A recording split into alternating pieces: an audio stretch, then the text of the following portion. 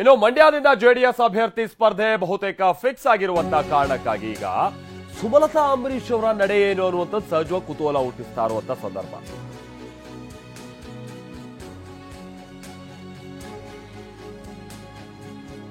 ಒಂದಂತಲ್ಲಿ ಬಿಜೆಪಿಗೆ ಬೆಂಬಲ ಕೊಟ್ಟು ಸುಮಲತಾ ಅವರಂತೂ ಅತಂತ್ರ ಆದಂತಹ ರೀತಿಯ ಕಂಡು ಬರ್ತಾ ಇದೆ.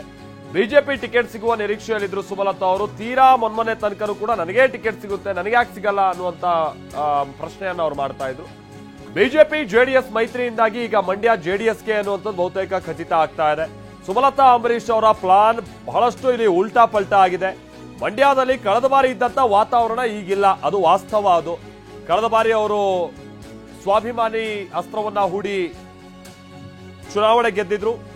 ಆದ್ರೆ ಈ ಬಾರಿ ಅವರು ಪಕ್ಷೇತರವಾಗಿ ಸ್ಪರ್ಧಿಸಿದ್ರೆ ಬಿಜೆಪಿ ಸಪೋರ್ಟ್ ಇರಲ್ಲ, ರೈತ ಸಂಘ ಬೆಂಬಲಿಸಲ್ಲ. ಅಂಬರೀಶ್ ಅವರ ಬೆಂಬಲಿಗರು ಕೂಡ ಬಹಳಷ್ಟು ಮಂದಿ ಸುಮಲತಾ ಅವರ ಜೊತೆಗಿಲ್ಲ ಅನ್ನುವಂಥದ್ದನ್ನು ನಾವು ನೋಡಬೇಕು.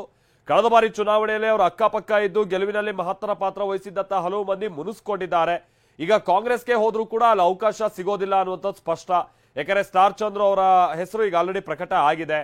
ಈಗ ಪಕ್ಷೇತರ ಸ್ಪರ್ಧಿಸಿದ್ರು ಗೆಲುವು ಸುಲಭ ಅಲ್ಲ.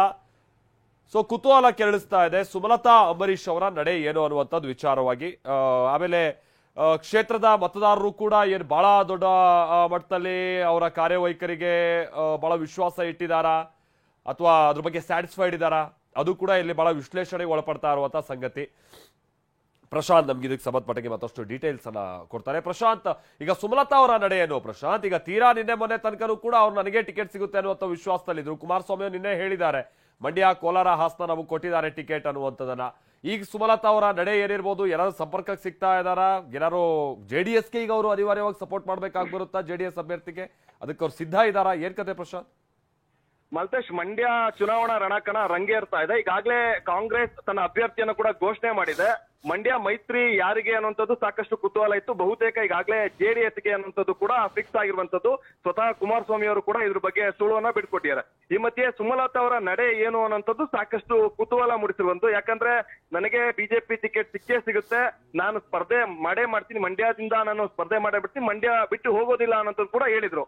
ಈಗಾಗಲೇ ಸುಮಲತಾ ಅವರು ಬಿಜೆಪಿ ಕೂಡ ಬೆಂಬಲವನ್ನು ವ್ಯಕ್ತಪಡಿಸಿದ್ದಾರೆ. ಮತ್ತೊಂದ್ ಕಡೆ ಮೈತ್ರಿ ಟಿಕೆಟ್ ಬಿಜೆಪಿಗೆ ಅಂತ ಫಿಕ್ಸ್ ಆಗಿರುವಂತಹ ಹಿನ್ನೆಲೆಯಲ್ಲಿ ಸುಮಲತಾ ಅವರ ನಡೆ ಏನು ಅನ್ನೋಂಥದ್ದು ಕ್ಷೇತ್ರದ ಜನರಿಗೆ ಸಾಕಷ್ಟು ಕುತೂಹಲ ಮೂಡಿರುವಂತದ್ದು. ಪಕ್ಷೇತರವಾಗಿ ಏನಾದ್ರೂ ಸ್ಪರ್ಧೆ ಮಾಡ್ತಾರಾ ಅಥವಾ ಮೈತ್ರಿ ಧರ್ಮವನ್ನ ಪಾಲನೆ ಮಾಡಿ ಜೆಡಿಎಸ್ ಅವರಿಗೆ ಬೆಂಬಲವನ್ನ ವ್ಯಕ್ತಪಡಿಸ್ತಾರ ಅನ್ನುವಂಥದ್ದು ಕೂಡ ಸಾಕಷ್ಟು ಕುತೂಹಲ ಮೂಡಿಸಿದೆ. ಮತ್ತೊಂದ್ ಕಡೆ ಪಕ್ಷೇತರವಾಗಿ ಅವ್ರು ಏನಾರ ಸ್ಪರ್ಧೆ ಮಾಡಿದ್ರೆ ಅವರ ಗೆಲುವು ಸುಲಭ ಇದೆಯಾ? ಕಳೆದ ಬಾರಿ ಸ್ಪರ್ಧೆ ಮಾಡಿದಂತ ಸಂದರ್ಭದಲ್ಲಿ ಸಾಕಷ್ಟು ಫ್ಯಾಕ್ಟರ್ಗಳು ಅವರಿಗೆ ವರ್ಕೌಟ್ ಆಗಿತ್ತು. ಆದ್ರೆ ಈಗ ಅದು ವರ್ಕೌಟ್ ಆಗುವ ಸಾಧ್ಯತೆಗಳು ಬಹಳ ಕಡಿಮೆ ಇದೆ. ಒಂದ್ ಕಡೆ ಮೈತ್ರಿ ಧರ್ಮವನ್ನ ಬಿಜೆಪಿ ಪಾಲಿಸಲೇಬೇಕು.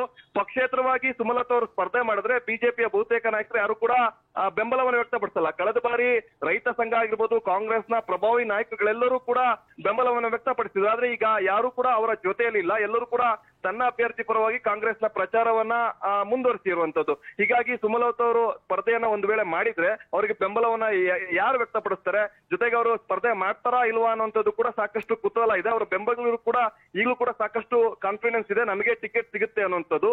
ಹೀಗಾಗಿ ಅವ್ರದೇನ ಸ್ಪರ್ಧೆ ಮಾಡಿದ್ರೆ ಬೆಂಬಲ ಸಿಗುತ್ತಾ ಇಲ್ವಾ, ಈ ನಿಟ್ಟಲ್ಲಿ ಈಗ ಒಂದು ಕೆಲವೇ ದಿನಗಳಲ್ಲಿ ಒಂದು ಸಭೆಯನ್ನ ಮಾಡಿ ತಮ್ಮ ಮುಂದಿನ ರಾಜಕೀಯ ನಿರ್ಧಾರ ತೆಗೆದುಕೊಳ್ಳೋಕೆ ಕೂಡ ಮುಂದಾಗ್ತಿರುವಂತದ್ದು. Maltesh, thank you Prashant.